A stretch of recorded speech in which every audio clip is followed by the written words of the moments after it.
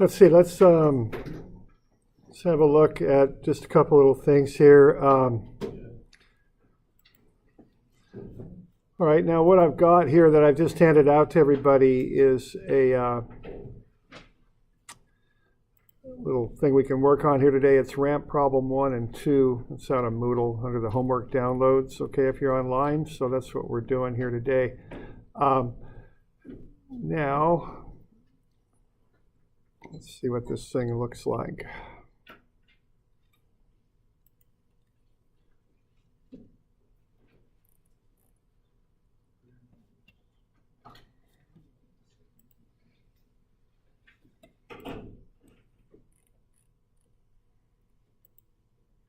All right, so it looks like this. So what we got here, we got a block that's going to slide down a ramp, and it's going to run into a shock absorber.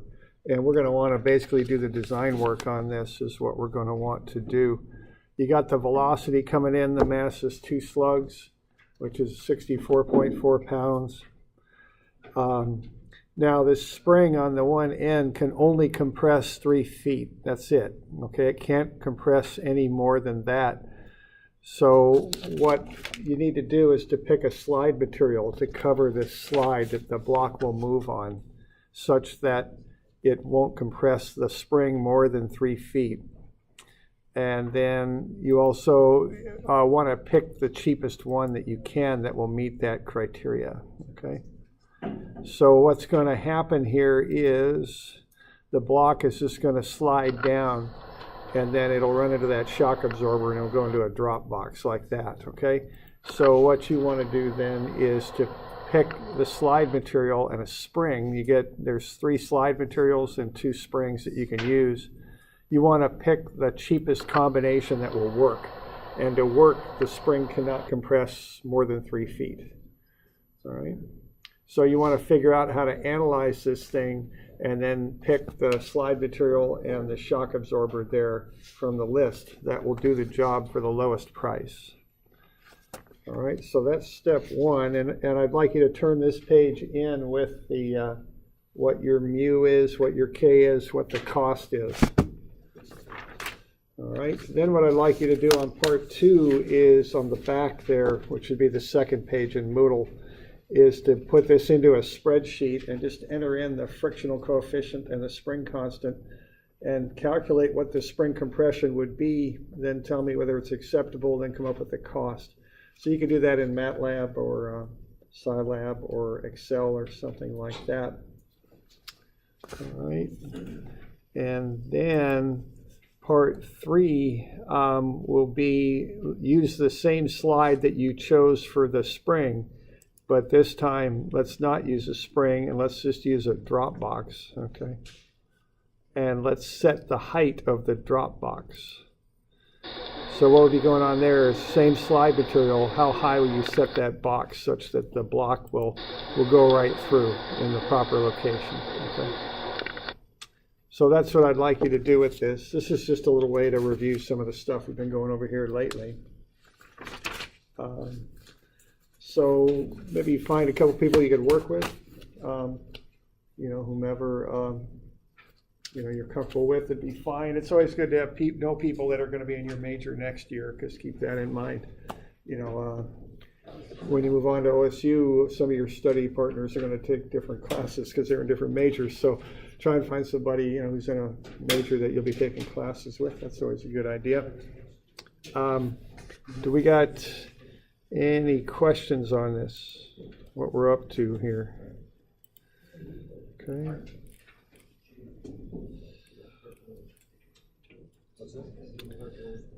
All right. I think the way I'd approach this thing is to set up kind of a table like that where you input mu and K, or a formula, I guess I should say. Set up a formula such that you can input mu and K into it and get the spring compression S. That's kind of the approach here. And before you do, yeah, a question there. When's this due? This will be due next week. So, we do have some time on this, but let's get a good start and, try and set this thing up here in class. Now, the first thing to look at is what's the most efficient way to approach this problem? What method is the most efficient way, do you think? That'd be the first thing to be considering. Instead of just diving into it, think about what method you might use to approach it. Okay. All right, for those of you on the recording, I'll be kind of pausing because, there'll just be people working and such, so no reason to just have you listening to the silence there. So see what you can do. I guess start with a method and then see what you can do about approaching that, okay? So I'll pause the recording here for a little bit. All right, work energy. It seems to be the method here that we've decided on. And the reasons for that would be you have a number of factors that lend itself to work energy. You've got changing elevations, you've got friction, you've got distances specified, not times, but distances.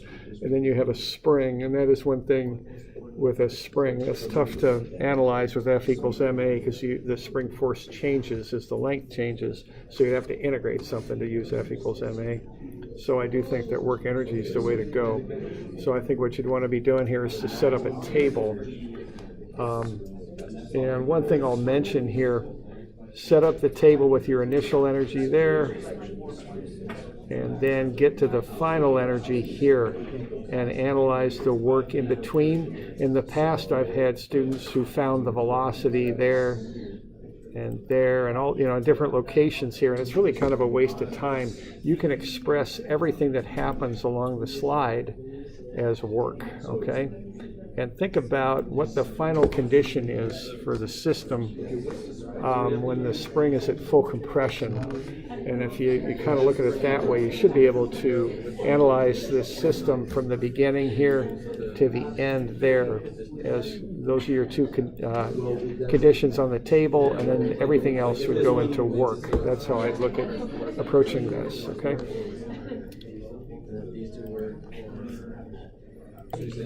All right, just to check on your initial energy, it ought to be right about 413 point something or another, 0.44 or something like that. Okay, so that should be the initial energy that you have up at the top of the ramp. That assumes that you're calling datum down here, which would be the normal thing to do, I think. So 413.44 for the initial energy. Then get the work that happens on the slide. There's a 2-foot flat section, 10-foot angled section, and a 5-foot flat section. Figure out what the what the work is for that. Now I would probably express this equation in terms of the two unknowns that you have values for, and those are mu and k. So I would just leave mu and k as variables, come up with a big equation, then you can plug those in with a spreadsheet or by hand, whatever. And although I do want you to do a spreadsheet on this, but come up with what the s's are, then just see how the s's compare to 3. That's basically how I would do that, okay? So I'd kind of boil it down to something like that, where you've got the beginning energy minus whatever times mu equals 1/2 ks squared, and then plug in the different combinations of mu and k and solve for s.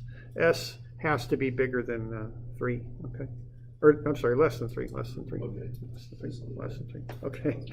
And then remember, so you're gonna get a MATLAB spreadsheet kind of built like that, or spreadsheet, MATLAB, whatever, built like that, where you just plug in the mu's and the k's, kick out the s, and then tell whether it's acceptable or not, and then come up with a cost. Let's see. Now the initial costs are given per foot for the slide. Okay, so that's the cost per foot. You use one material for the slide, so it's 200 times 17 or 270 times 17. The shock absorber is just a lump sum cost for the shock absorber. Okay. And then the last little thing you want to do is for the slide you pick, figure out how far down to set that drop box, because obviously when that block moves, it's going to drop as it goes. So, and this one you might want to get out of work energy on this one, on this little analysis here, because work energy is a little tough to do. So you might want to use a little different analysis as that thing flies through the air. But however you do it, come up with this height here, okay? How far to set that opening down, okay? This will be due, I don't know. Why don't we kick it out a little ways? We'll make this due Friday, okay? Not this Friday, next Friday. Oh, I'm sorry. Okay, I know. I can see that coming. Which is the 8th, is that correct? 8th, okay.